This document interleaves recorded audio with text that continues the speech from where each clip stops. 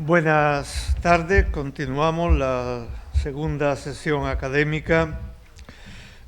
Por imponderables, el doctor Retana Rojano pues no se halla presente, con lo cual vamos a continuar con la ponencia de don Jacobo Martín Rojas sobre Gertrudis Teba y la promoción del Santo Rosario. Tiene la palabra. Muy bien, muchas gracias, Carlos. Muy buenas tardes ya a todos los presentes. Y bueno, me propongo hablar sobre Gertrudis Teba Moreno y la promoción del rezo del Santo Rosario. La presente comunicación, pues, es un resumen prácticamente de su vida y de su obra de consagración a Dios a través del aporte documental que agradezco a Rocío Tebadía, que también basado en el testimonio de su sobrina nieta Fátima Teba y también la consulta propia de un archivo que ha recibido varias modificaciones, varias mudanzas a lo largo de estos 36 últimos años, el cual ha permanecido velado durante todo este tiempo y para La Palma supone pues una dicha el que yo en nombre de la hermandad pues diga y exponga lo que es la vida de Gertrudis Teba Moreno y la promoción del rezo del Santo Rosario. La presente comunicación, pues prácticamente la voy a basar en un índice, en los datos biográficos más relevantes, su historial médico que condiciona prácticamente lo que es su vida, la manifestación del amor de Dios a través de las curaciones milagrosas que ella recibe, cuando muere su olor a santidad en su populi, así como también su vida espiritual, su misión y apostolado y su espiritualidad dominica encubierta, así como su testamento individual. Gertrudis nace el 5 de mayo de 1922, en un contexto internacional muy movido, y un mes antes, fíjense ustedes, incluso el 5 de abril, muere precisamente Lenin y prácticamente acapara el poder del Partido Comunista Mundial, pues Stalin. Digo estos datos porque son relevantes en el contexto convulso que se halla, así como también la situación española, el clima nacional, era una tensa calma, y perdonen el oxímoron, entre otras cosas, calma, puesto que no había participado España en el conflicto de la Guerra Mundial, pero tensa porque se desangraba en el conflicto del Rif africano, en ese sentido. Ahí tiene lugar el nacimiento de Gertrudis Teba, el 5 de mayo en la calle San Roque, número 57 de esta localidad. Es la tercera hija del matrimonio de Basilio Teba con Ildefonso Moreno. Perdón. Y desde 1933 hasta su fallecimiento vive con su tío Gabriel Teba y Manolita Teba en la plaza de José Antonio, número 33, hoy Plaza del Corazón de Jesús. A los 27 años obtuvo su plaza de auxiliar judicial, de segunda en principio en calidad de funcionaria interina y posteriormente como funcionaria de carrera, nombrada en la orden ministerial del 3 de mayo de 1949, tomando oficialmente el cargo el día 24 de junio del mismo año. Muere el 4 de junio de 1988 a las 8:30 de la mañana.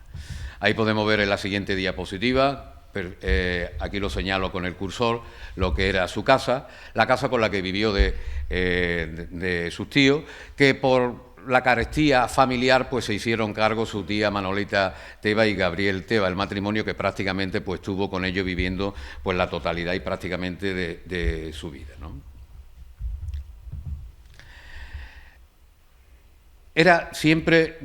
No gozó de muy buena salud, su salud era muy quebradiza y muy frágil.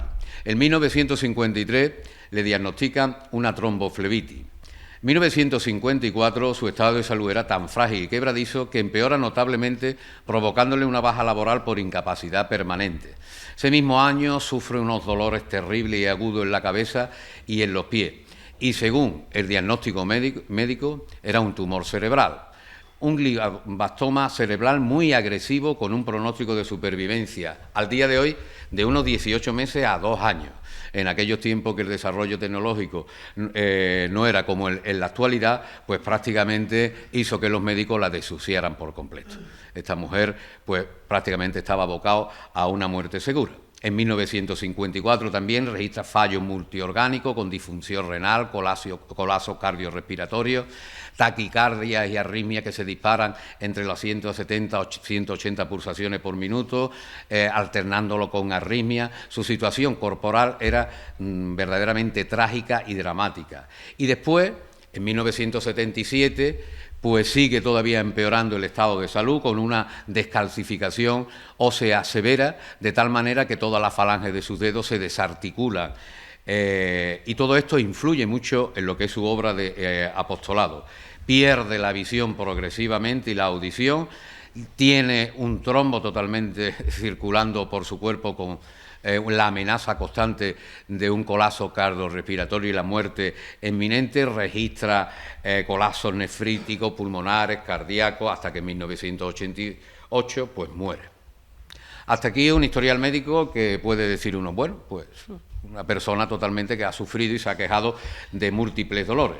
Pero ¿qué ocurre a partir de una determinada fecha? Una persona abocada con un tumor cerebral, en la actualidad, lo normal, y que no tiene intervención quirúrgica alguna, lo normal es que fallezca en unos meses, y nosotros hemos sido tangentes a muchos casos de familiares y gente cercana de nuestro entorno. Pero ella misma documenta y escribe en su diario que en 1953 es la Virgen quien le sana una pierna. Su estado, y podemos leer en 1954, dice, su estado de salud era tan frágil y quebradizo que empeora notablemente, provocándole una baja laboral por incapacidad permanente. Ese mismo año sufre unos dolores terribles, agudos de cabeza y los pies, y comienza a tener periodos de éxtasis y de visiones. Concretamente, el 20 de mayo de ese mismo año se le aparece la Virgen por primera vez, sobre las 21 horas de la noche, que ella misma describe de la siguiente forma. Bajó la señora hasta los barrotes de la cama y se quedó ahí. Según su médico, Ángel Gallego, tras los estudios radiográficos pertinentes, dijo en palabras textuales que el tumor había quedado totalmente seco e inmunizado.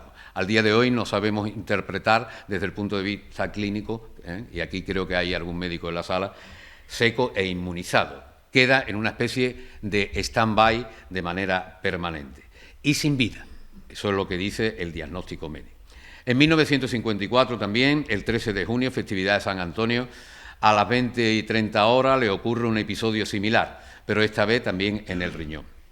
1955, el 24 de noviembre, día de la procesión de la Virgen de Fátima, ella se encontraba fatal, sufría unos dolores muy intensos hasta tal punto que se hallaba postrada en el lecho inválida de las dos piernas. A pesar de todo, sus primos, Manuel y Pepe, le incorporan, la acomodan en una silla, la sacan al zaguán de la casa que hemos visto, que está en el entorno cercano donde se están celebrando esta jornada, y para que pudiese ver la procesión, puesto que ella era muy devota de la Virgen de Fátima. Ella misma narra y dice, desde su interior le rogó a la Virgen y demandó, señora, madre, déjame coja, pero no inválida. No quiero que los demás sufran por mí al verme inválida tan joven. Después de pasar la Virgen, sus primos la devuelven a la cama, y cuando ella estaba acostada, siente un hormigueo en las piernas que le estimulan a incorporarse. Tal como lo sintió, lo hizo dirigiéndose a la habitación de al lado, donde se hallaba descansando su tía Manuela, que dio un susto al verla, ¿no? En 1970 se postra definitivamente en la cama para no salir ya más de su habitación. Gertrudis muere en 1988 y muere con olor de santidad, y todo el mundo en el pueblo, ¿no? Otros le apodaban con fama de santa, otro como ejemplo de virtudes, otro como fervorosa y celosa del rosario. Desahuciada por los médicos, consagra totalmente su alma a Dios, y el secreto de la santidad es su oración constante, la cual puede ser definida como el continuo contacto con la Santísima Trinidad. reza siempre y sin desfallecer, como ella misma acoge en su vida espiritual las palabras de Lucas. Al principio esto ocurre con cierta fascinación, cierto estado de estupor y asombro. Todo el mundo interpela a sus familiares, cómo ha podido ser la muerte, qué se va a hacer con ella. Una persona que había convertido pues prácticamente lo que era su habitación en una capilla a la cual acudían muchos vecinos de la localidad para que ella intercediera ante la Virgen para solicitar pequeños milagros o pequeñas demandas de la gente. Hay muchos datos indicadores de la gran preocupación de este pueblo por su fama de santa, y en ese sentido podemos decir que en muchas casas del pueblo hay fotografías suyas. Muchos también de nuestros vecinos, y no solamente de nuestros vecinos, sino también de todo el mundo, tienen reliquia que ella confeccionaba con sus propias manos, que ahora hablaremos, y continuamente va recibiendo, a pesar del sopor de su enfermedad, continuas visitas a su casa que ella amablemente pues siempre recibía y siempre escuchaba. Sus años de enfermedad, fíjense ustedes, coincide prácticamente como una vuelta al rosario en sí mismo, del que ella tanto amó. Tiene libros inéditos y lo hemos descubierto al abrir su archivo, como el libro titulado Mi diario, Letanía de Nuestra Señora, y también un poemario. Y en ella se puede vislumbrar también un talento artístico que vuelca en favor de su causa. Y se cuenta que en multitud de ocasiones también mediante su intercesión se han conseguido milagros. El que tenemos constancia lo puede registrar el secretario de nuestra hermandad, que es el caso de la chica de Niebla, el cual una niña que sufre una bronquitis muy violenta, su madre le pone una pócima de eucalipto para abrirle las vías respiratorias, su madre se ausenta por unos minutos porque llaman a la puerta, al ver que nadie abría la puerta, la niña se levanta con el fastidio de que mete las piernas en la pócima de agua hirviendo y registra quemadura de primer grado. La abuela, cuando ve el panorama, corre y pues prácticamente se encomienda a la santa que ella conocía, Santa Gertrudis, y la niña es rápidamente hospitalizada, llevada a los servicios médicos, y los servicios médicos lo que hoy en día dan evidencia de que no sabemos que esta niña haya quedado totalmente, pues prácticamente sin ningún tipo de lesión de la quemadura y no se le note ningún tipo de cicatriz de ese evento. Ese es un milagro que supuestamente registra nuestra figura de hoy. Ahí tenéis lo que es una instantánea de su capilla, y la Virgen de Fátima con un rosario que también cobra una importancia tremenda en lo que es su obra y apostolado. Y en su vida espiritual, ¿en qué se basa durante todos estos años su vida espiritual? Su vida espiritual, en primer lugar, confesión y Eucaristía diaria. Su confesor fue el padre salesiano don Francisco Flores. Después, ella se inspira en su obra espiritual en el padre Harold Victor Colgan. Harold Victor Colgan es un padre americano que había aquejado también de una terrible enfermedad, que se encomienda a la Virgen de Fátima y precisamente es librado de caer en las redes de la enfermedad, y le promete de por vida dedicar todo su ministerio sacerdotal a la promoción de la devoción de la Virgen de Fátima. De tal manera que en la parroquia de Mary Penfield empieza a predicar 2 días por semana y llena pues prácticamente la parroquia y empieza a diseminar lo que es la sembrilla de la Virgen de Fátima. Todo esto coincide con que en aquellos tiempos la Virgen peregrina de Fátima visitaba Estados Unidos por primera vez, y lleno por la publicidad y propaganda del evento decide consagrar también toda su obra a promocionar la devoción del Sagrado Corazón de María y la devoción del rezo del Santo Rosario y el fiel cumplimiento de los deberes cristianos, creando lo que es el llamado Ejército Azul. Y ahora hablaremos un poquito más de ello y lo veremos. Y los signos estimuladores que recibe Gertrudis en su vida espiritual son, en primer lugar, visitas de la Virgen, que ella misma documenta, y ahora hablaremos de ella, el pendular del rosario que hemos visto anteriormente, la aparición de los estigmas en su rostro y en su cuerpo, así como también el apostolado del algodón, visiones sobre los atentados que sufrió el Papa Juan Pablo II y otra serie de hechos inexplicables y su relación con la Santa Sede.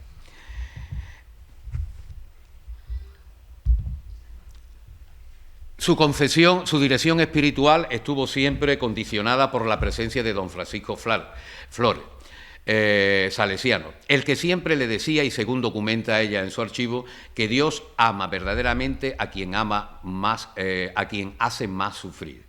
El sufrimiento, le decía, es el que lleva a la santidad, y cree perfectamente en la obra que ella inicia. No solamente cree, sino que devotamente él a diario acudía a su habitación, le impartía la Sagrada Eucaristía, así como también la confesaba. El resto permanece velado en la conciencia del padre ya fallecido. No sabemos más lo que nos puede decir sus archivos, puesto que permanece en lo que es el secreto de confesión de ambos.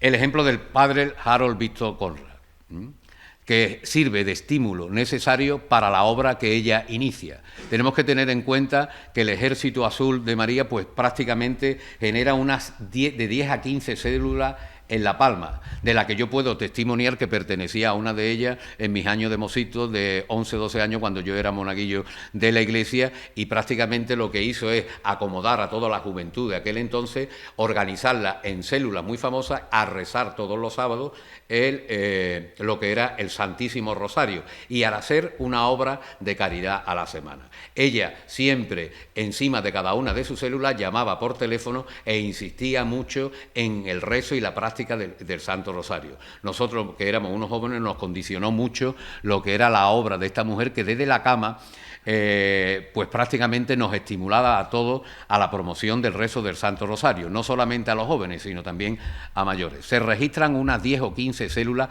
que ella misma fundó aquí en La Palma. Precisamente el padre fundador del Ejército Azul de María, al visitar a Pío XI, pues recibió las dádivas generosas de este padre, diciéndole, como padre y jefe de la cristiandad en contra de la cruzada del comunismo, yo apruebo precisamente lo que es la constitución del Ejército Azul de María.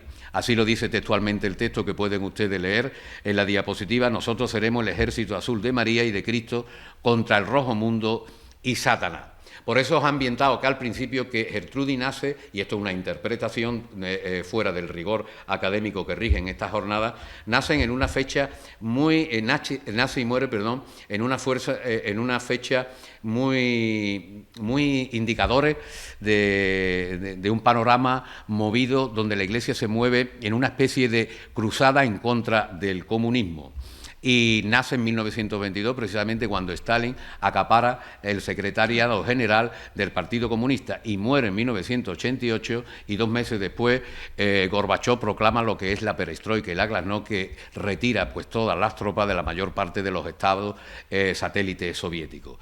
Fíjense ustedes que en ese arco, en esos 66 años de vida, parece que nuestra Gertrudis Tebas se proclama como una soldado, con la oración permanente desde su cama en favor de una cruzada que había emprendido los distintos papas desde la proclamación por parte de León XIII de la encíclica Rerum Novarum hasta, también lo sabemos, hasta la santificación de Juan Pablo II, el cual siempre reconoció que era el jefe en contra de la cruzada comunista, el cual suponía que había vaciado al hombre del alma de Dios, que tanto había trabajado durante más de 1500 años la Iglesia Católica en su labor de evangelización.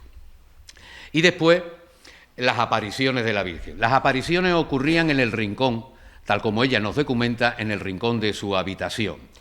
La mayor parte de las veces las apariciones le ocurrían por la noche, por la madrugada. Se documentan muy pocas que ocurrieran durante el día. Según cuenta, se le iluminaba toda la habitación y se llenaba de un intenso olor a flores. La Virgen nunca aparecía con la misma túnica, ni el mismo cíngulo, ni el mismo rosario. Y ella le preguntaba, ¿qué quiere de mí? Y lo único que le decía la Virgen, según ella dice, es que quiero que sigas propagando la devoción del Santo Rosario como lo viene haciendo desde hace tiempo.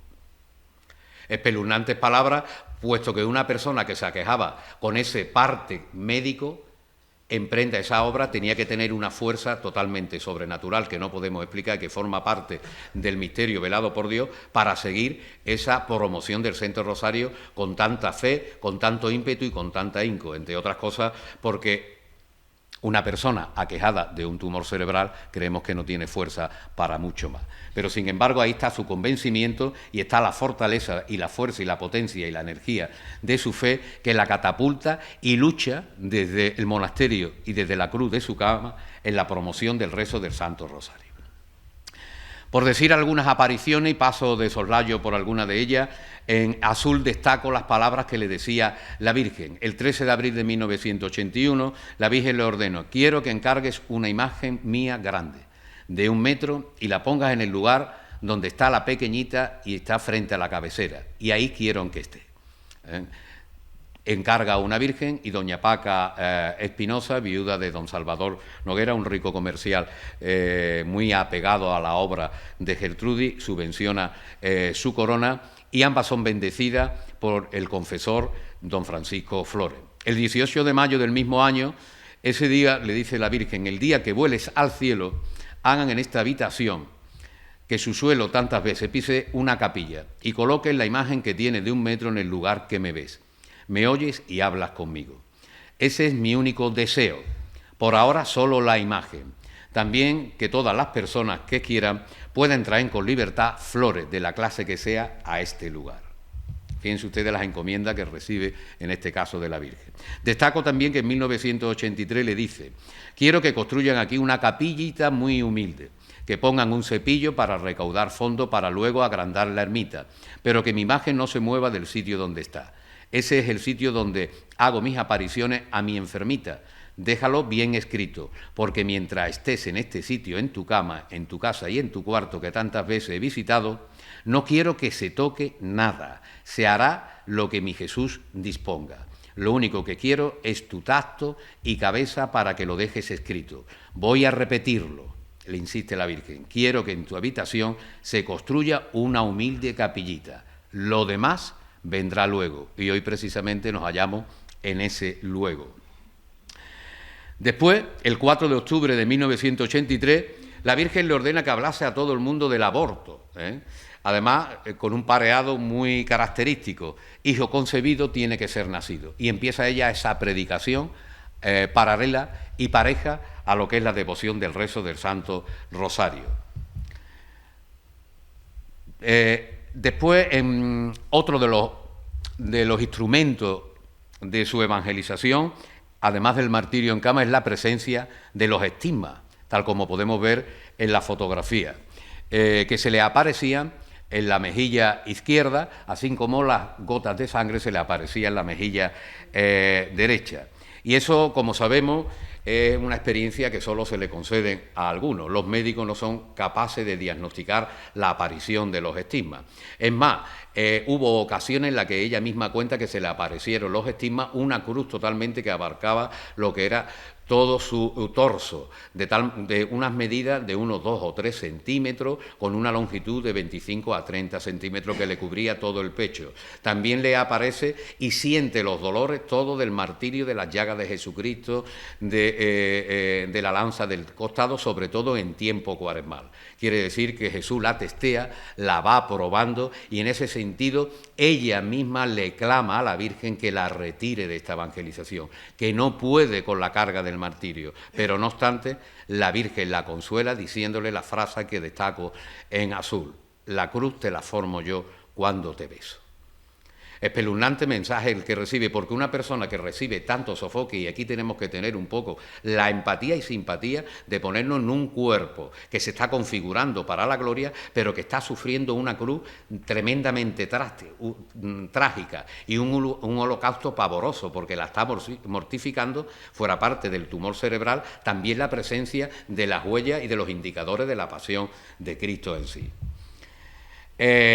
Otro de los signos estimuladores fue el pendular del rosario, que marcaba pues prácticamente el reloj de su vida. Brilló por primera vez el 25 de julio de 1977 y se movía pendularmente, ¿no? Por primera vez 5 días después, el día 30 de julio de 1977.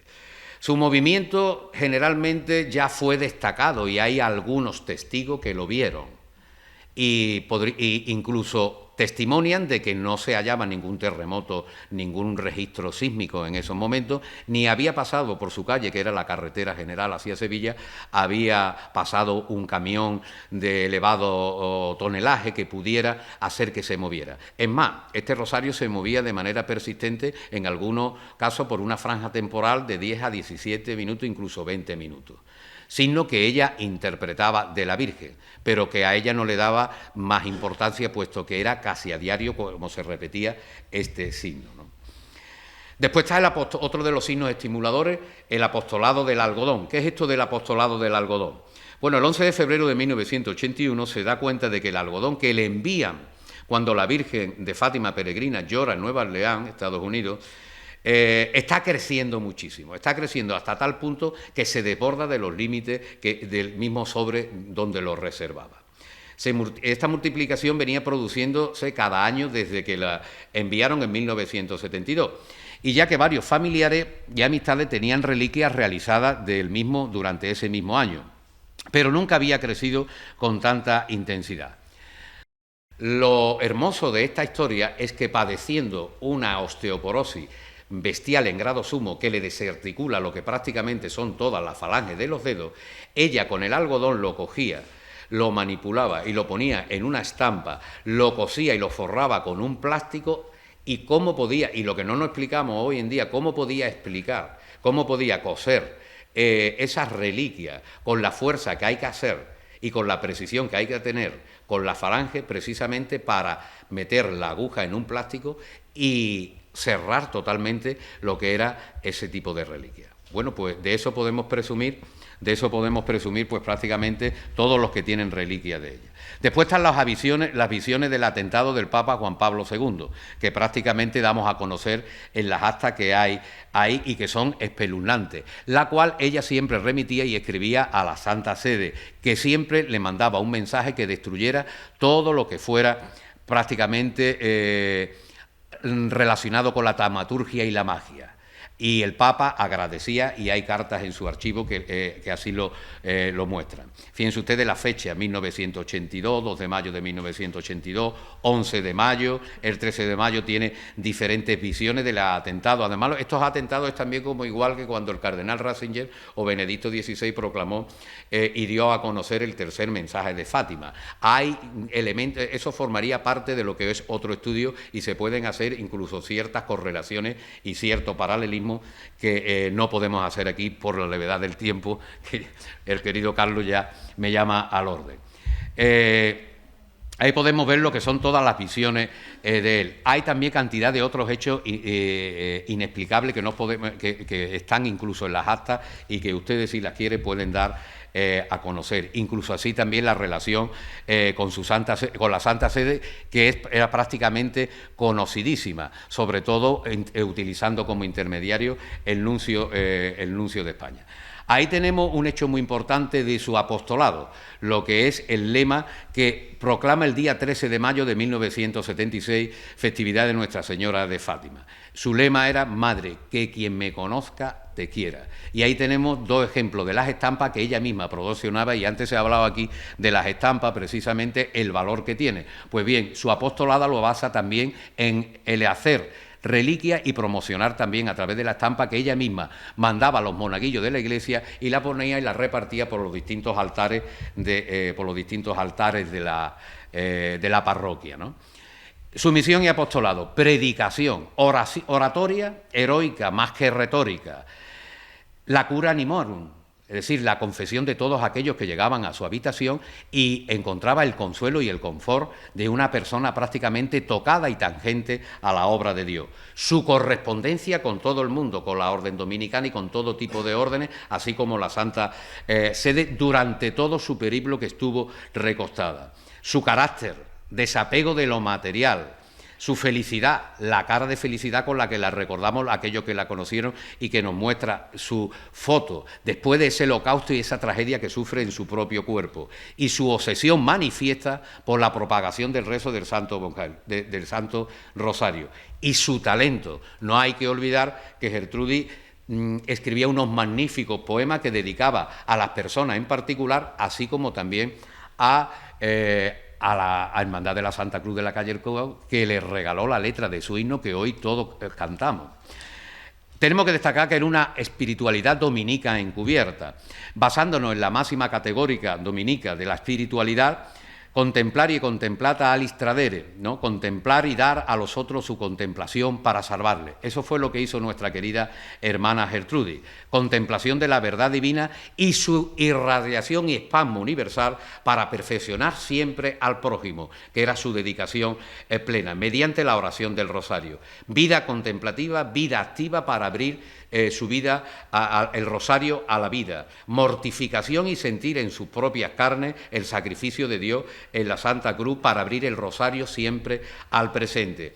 Y después nos pasamos en la obra de Santo Domingo de Guzmán y de todos sus seguidores. La gracia no destruye la naturaleza, la gracia que ella recibe precisamente la perfecciona con tal magnitud que incluso le hace sobresalir en facultades superiores para alcanzar lo que era su virtud. Así configura Gertrudis su cuerpo glorioso. La fe fue la raíz de todas sus virtudes y el agua que le apagó su ardiente martirio. Su persona estuvo en cuerpo y alma consagrado para Dios según su voluntad. En su imitación a Cristo brilló su prudencia, penitencia, modestia, paciencia y mortificación. Lo hizo todo por amor a Cristo y María. Por ello escribió su biografía con amor y hoy precisamente la proclamamos aquí perfectamente los que la hemos conocido, y también el depósito que la Hermandad de la Santa Cruz y Nuestra Señora del Rosario ha recibido para comunicar este ejemplo de santificación y darlo a conocer en esta jornada académica. Santidad de lo ordinario, y su misión fue transformar la prosa heroica de la vida en poesía con estrofas de arte mayor y ver a Cristo en los demás y su pobreza. Ahí os muestro también los libritos, y ya termino, los libritos del apostolado de los enfermos, que era el libro que ella mandaba a confeccionar a la imprenta y se lo repartía también a todos los enfermos que se hallaban postrados en cama en toda La Palma. Incluso ella misma, a través de la correspondencia, le enviaba una serie de oraciones que ella misma seleccionaba. Ahí la tenéis de joven. Ahí la tenéis en la cama con el niño de nuestra patrona, puesto que fue un regalo que le hizo la hermandad en aquellos tiempos, fotografiarse con el niño.